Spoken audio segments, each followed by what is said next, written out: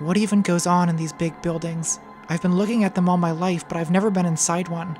What goes on inside those buildings is work, are the type of businesses that are offices, the operation of so many stores across such and such a place. New York is a pretty centre point of business and trade in the world, so who have created thousands and thousands of jobs, not just across the United States. You'll actually find many American companies across the world, whether you go to Italy or you go to Britain, and you'll find a lot of American name stores, and they have their offices in these type of buildings. I mean, that's what you tend to find.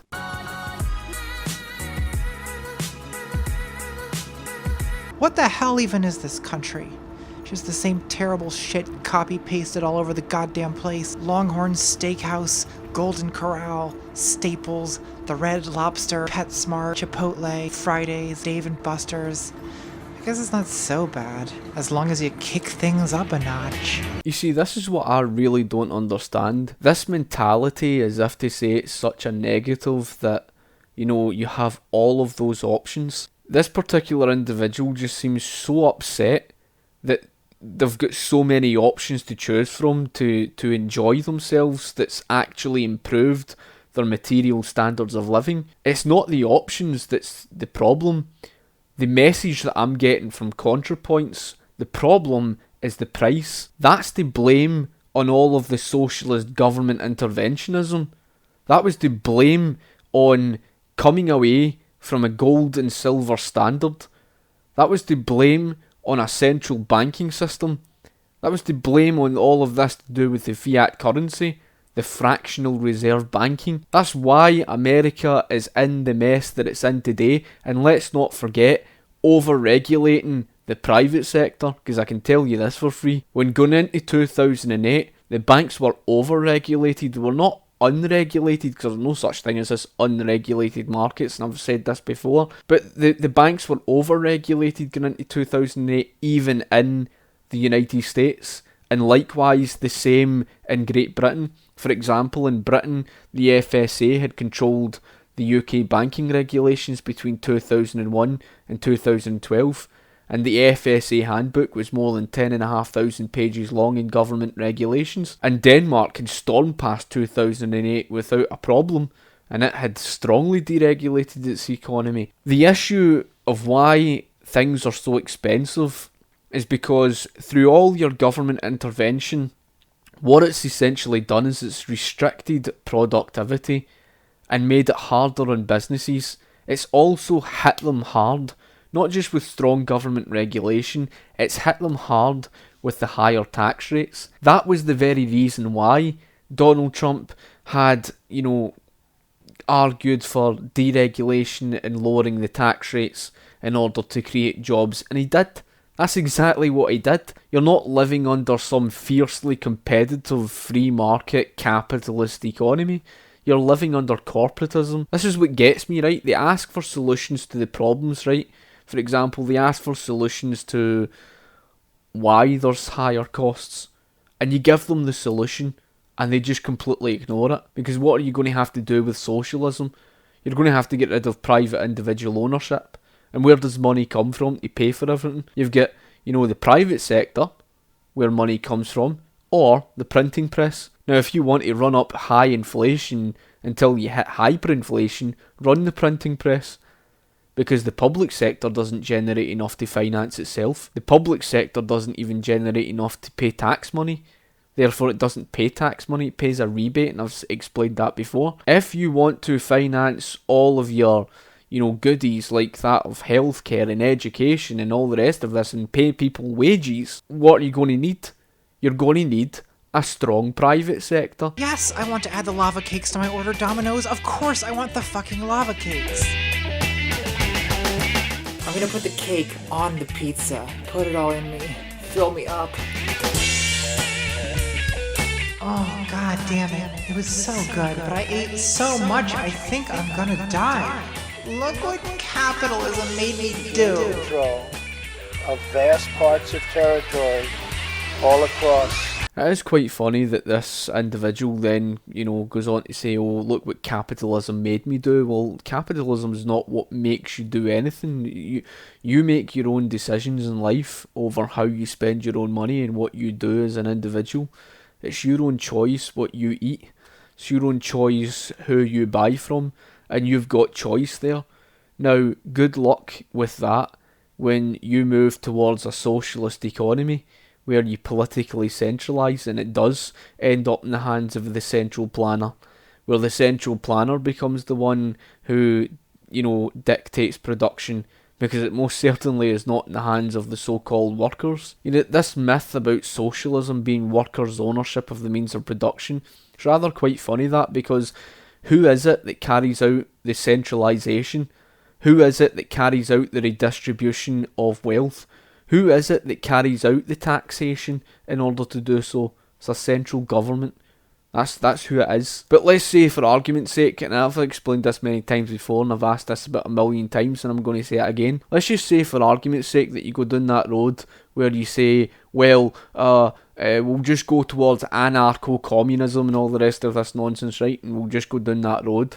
Right, okay, fair enough. You want to go down the road of, anarchism, without this government and the idea of socialism. But here's the question for you. If you're going to get rid of that of private ownership, let's just say you get rid of private ownership 100%. The question that I've then got to ask you is this.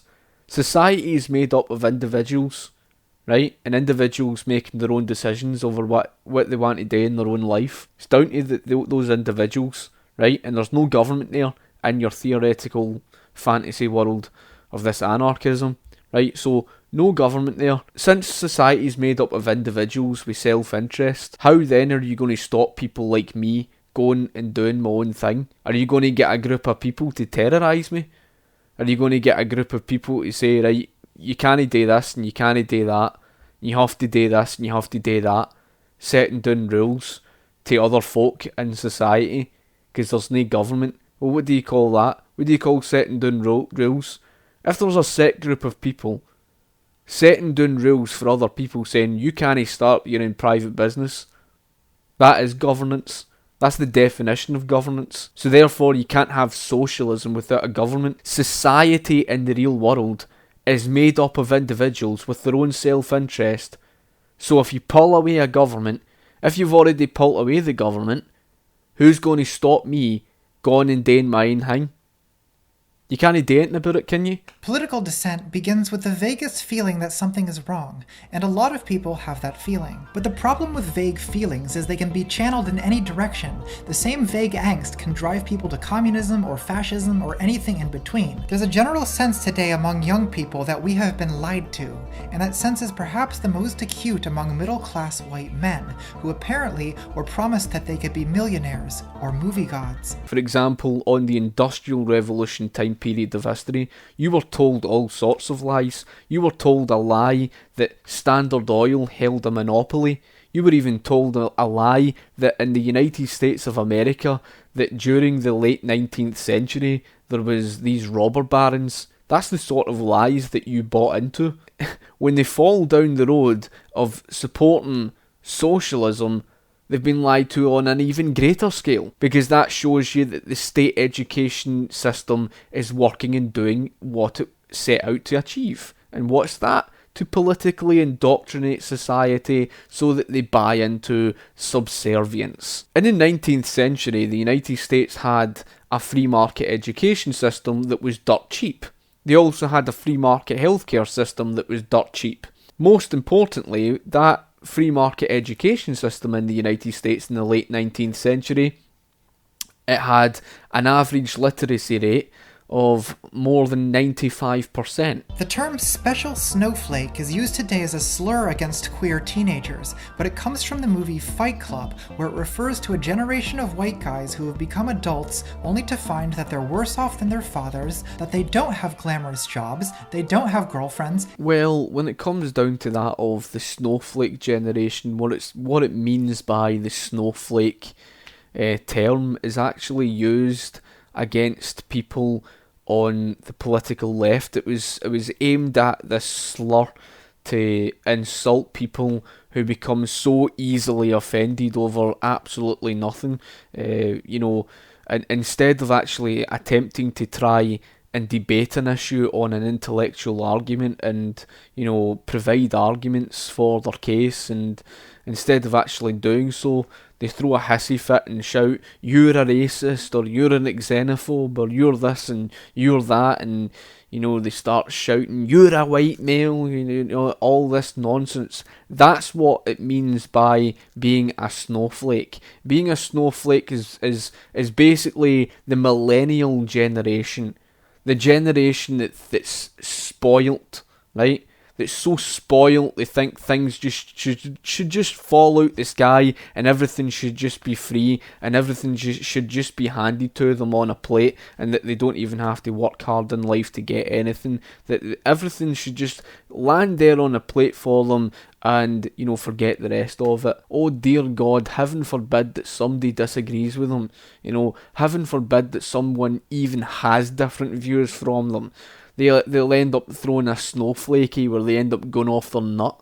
Guys, you are not under the thumb of a Jewish feminist plot to turn you into girly soy boy cucks. Cultural Marxism did not turn you into placid IKEA consumers. Capitalism did. So what you need to do is stop scapegoating non-whites, feminists, and trans people, and unite with the rest of us to actually do something about the real enemy, the blood-sucking, goddamn reptiles. There's options. People can go and get their furniture from other stores. They're not forced to go to IKEA. But the fact that it's there, the fact that it's present for people to improve their material standards of living. ContraPoints goes on to explain along the lines to do with this idea that it's somehow producers that produce and then demand comes along. That's Keynesian mindset. That's not capitalist mindset. That's Keynesian mindset. You see, this is why Keynesians are so wasteful. Because Keynesians seem to believe that you produce to then create demand. That's not the case. I suppose if you're someone who likes producing waste, then fair enough. That's not efficient. That's the issue. But ContraPoints has this, deeply flawed view that somehow it's all about creating demand through production. And that's what this person thinks capitalism is all about. Chapter 1. Capitalism and Spirit. Oh god, I sound like a philosopher. Someone shoot me. Remember that Nazi propaganda video where Richard Spencer says that a nation based on freedom is just another place to go shopping? A leftist could easily have said that. Richard Spencer is one of these people who just is utterly clueless and he doesn't know what he's talking about. I think he got into an argument with somebody and thought he was so intellectual. I can't even remember what it was about, and I was going to do a video in response to his utter crap. Richard Spencer, let me just point out, right, and I don't know if, ContraPoints will ever see this video, but, if ContraPoints does see the video, I would just like to point out the very fact that, you see, Richard Spencer thinks that a free society is about something to do with consumerism. That's not what a free society is about. The purpose of liberty is to give an individual the freedom to choose what they do with their life, right? To give the freedom of the individual with their own natural rights, right? To have their own individual rights that cannot be infringed upon, to prevent them going down the road of all these tyrannical regimes that you've seen throughout recorded history. ContraPoints goes on about the whole thing that, oh well, you could have thought that, Richard Spencer was a leftist. Well, technically speaking, he is a lefty, right? If you just listen here what ContraPoints goes on to say, you'll catch my drift. Just listen here. Of course, it's not just Marxists who complain about a capitalist malaise. Fascists and conservatives notice it too, only they think the solution is to seek collective meaning in ancient customs, racial chauvinism, or fight clubs. And that shit's not really my scene. I'm really more of a pursuit of individual happiness person, but I think that capitalism as we know it is pretty bad at fostering individual happiness. So what you hear is basically ContraPoints is conceding to the fact that what these fascists seek is this collective stance, right? It's a simple fact that when it comes to Nazism, when it comes to fascism, it's a collectivist system. And this is the point, right? Because ContraPoints was bringing up about the left versus the right. See, to be perfectly honest with you, see if you want to really put a lefty on the spot so that they've got no way out, take them away from left versus right. Once you force someone like ContraPoints onto individualism versus collectivism, finished. The word collectivism is a word synonymous to the word socialism, even by definition. You can look up the definition of collectivism and the definition of socialism, and they're very, very similar. I've pointed this out so many times before. Here's the first source, the second source, the third source, fourth, the fifth, the sixth source, and there's the seventh source. There's umpteen sources that you could point to. And even if you look up, under the definition, you will find socialism listed. Now, it's a simple truth of the matter that, of course, if you point out that of, capitalism, what's the word antinomous mean? If a word is an antinomous to something, it means it's the opposite of something. Well, if you look up, the antonyms for that of collectivism, you will find capitalism is listed.